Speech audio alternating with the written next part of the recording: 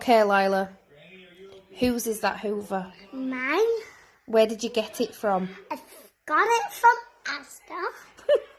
And how did you get all the way to Asda? With my pink car. Right. And how did you buy it? I bought it with £2 million. Did you? And where did you find this £2 million? In somebody's home. In somebody's home? I asked somebody. Yeah. And said, I said to them, Mm. can I have some £19?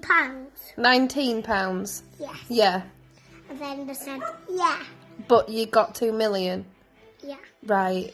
And you drove all the way to Asda in your pink car and you bought that hoover? Yeah. Is this a lie? No. Is that absolute truth? Is that what happened? Yeah.